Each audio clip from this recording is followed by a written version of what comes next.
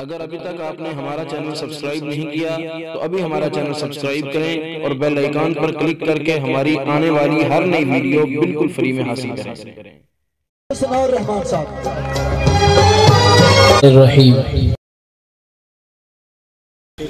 ضرورت نہیں ناخداؤں کی مجھ کو،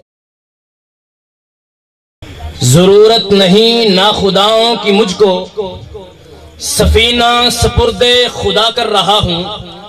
خدایا مجھے کامیابی عطا کر، تیرے نام سے ابتدا کر رہا ہوں۔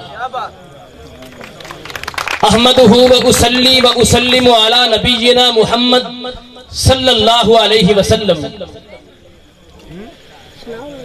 اما بعد،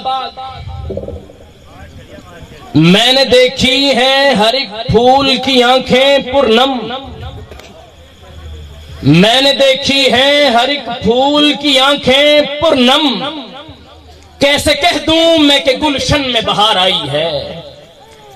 صدر ذی حشم، حاضرین محترم، ایسا موضوع کہ میرے دل کے کسی گوشے میں سلگتی ہوئی چنگاری کو ہوا دی، جو ہے حصول پاکستان اور اس کے مقاصد۔ عالی وقار، چند ساعتوں کے لیے زمام تخیلات میرے ہاتھ میں تھما دیجئے۔ نظریں ذہن کے سٹیج پر لگیں تخیل کی آمد کی منتظر ہیں۔ اچانک پردہ اٹھتا ہے، 14 اگست 1947 کا منظر۔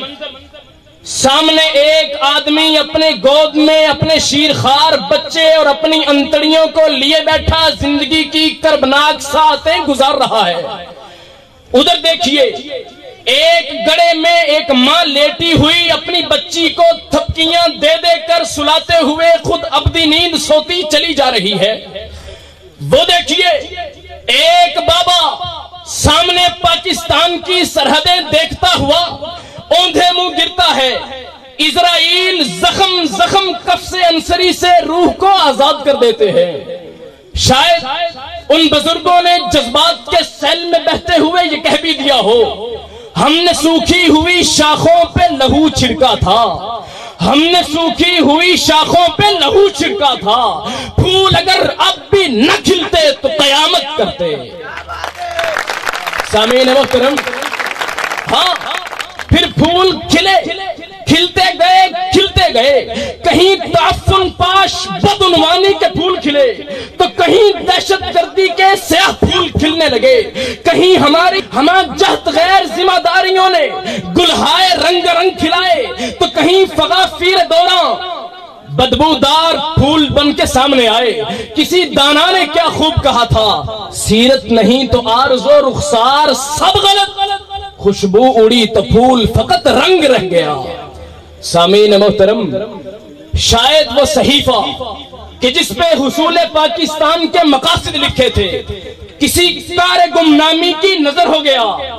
سامعین محترم، پاکستان کے حصول کا مقصد تو تھا کہ نظام لا الہ الا اللہ ہو، پاکستان کے حصول کا مقصد تو تھا کہ شریعت محمدی پر عمل کیا جائے، پاکستان کے حصول کا مقصد تو تھا کہ عمل پر کتاب اللہ ہو، پاکستان کے حصول کا مقصد تو تھا کہ شریعت محمدی اس پاکستان میں نافذ ہو، پاکستان کے حصول کا مقصد تو تھا کہ انکار پرستش غیر اللہ ہو، پاکستان کے حصول کا مقصد تو تھا کہ توکل علی اللہ ہو، پاکستان کے حصول کا مقصد تو تھا کہ نصر من اللہ ہو، پاکستان کے حصول کا مقصد تو تھا کہ معبود ہو تو ایک اللہ ہو، کعبہ ہو تو بیت اللہ ہو۔